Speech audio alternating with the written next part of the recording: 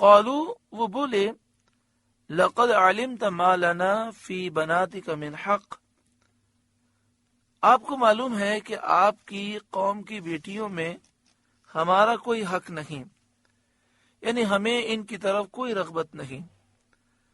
وَإِنَّكَ لَتَعْلَمُ مَا نُرِيدُ، اور آپ ضرور جانتے ہیں جو ہماری خواہش ہے۔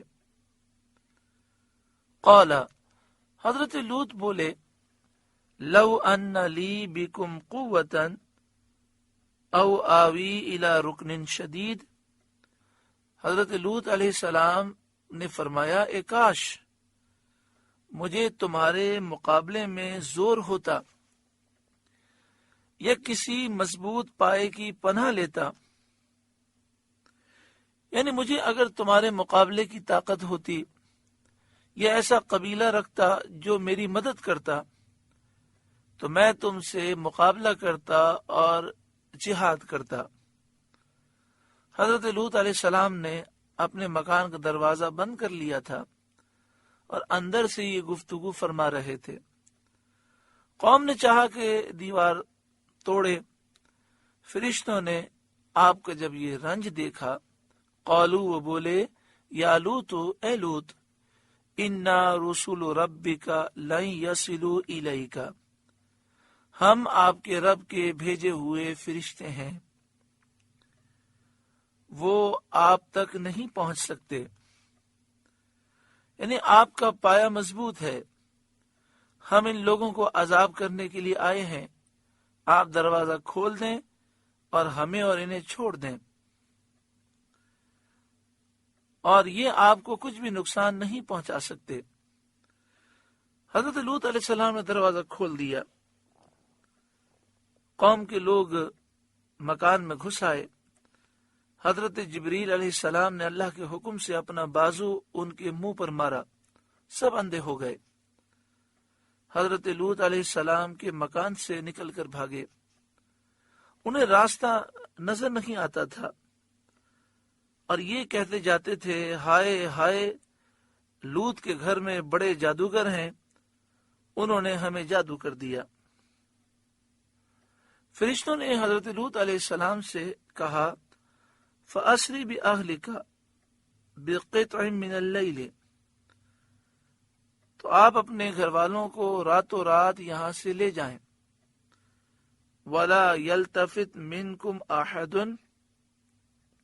اور آپ میں کوئی پیٹ پھیر کر نہ دیکھے، إِلَّا امْرَأَتَكَ، سوائے آپ کی بیوی کے، یعنی آپ کی زوجہ یہ منافقہ ہے، یہ ہلاک ہوگی، باقی آپ اور آپ کے گھر والے رات کی تاریکی میں یہاں سے نکل جائیں۔ إِنَّهُ مُصِيبُهَا مَا أَصَابَهُمْ، آپ کی بیوی کو بھی وہی پہنچنا ہے جو اس قوم کو پہنچے گا، یعنی وہ بھی عذاب سے ہلاک ہوگی۔ حضرت لوط علیہ السلام نے فرمایا کہ عذاب کب ہوگا؟ تو حضرت جبریل نے عرض کیا کہ ان موعدہم الصبح، بے شک ان کا وعدہ صبح کے وقت ہے۔ حضرت لوط علیہ السلام نے کہا میں تو اس سے جلدی چاہتا ہوں، تو حضرت جبریل نے عرض کی الیس الصبح بقریب، کیا صبح قریب نہیں؟ فلما جاء امرنا، پھر جب ہمارا حکم آیا، جعلنا عالیہا سافلہا، ہم نے اس بستی کے اوپر کو اس کا نیچا کر دیا، یعنی اس بستی کو الٹ دیا۔ اس طرح کہ حضرت جبریل علیہ السلام نے قوم لوط کے شہر جس زمین کے خطے پر تھے اس کے نیچے اپنا بازو ڈالا اور ان پانچوں شہروں کو آپ نے زمین سے جدا کر دیا۔ ان پانچوں شہروں میں سب سے بڑا سدوم تھا اور ان میں 4 لاکھ آدمی بستے تھے۔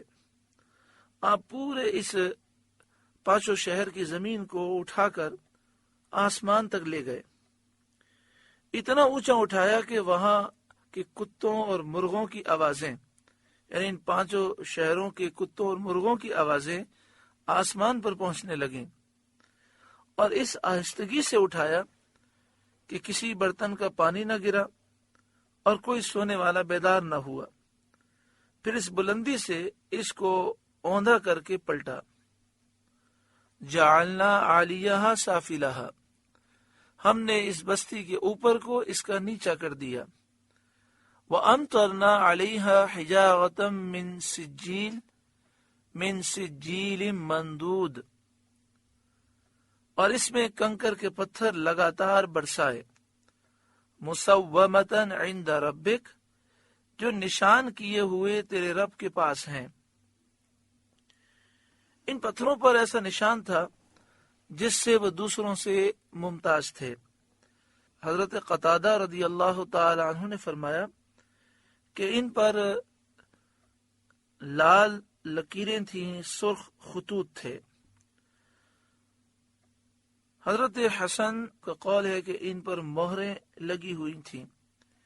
ایک قول یہ ہے کہ جس پتھر سے جس شخص کی ہلاکت منظور تھی اس کا نام اس پتھر پر لکھا ہوا تھا۔ وما ہی من الظالمین ببعید، اور وہ پتھر کچھ ظالموں سے دور نہیں۔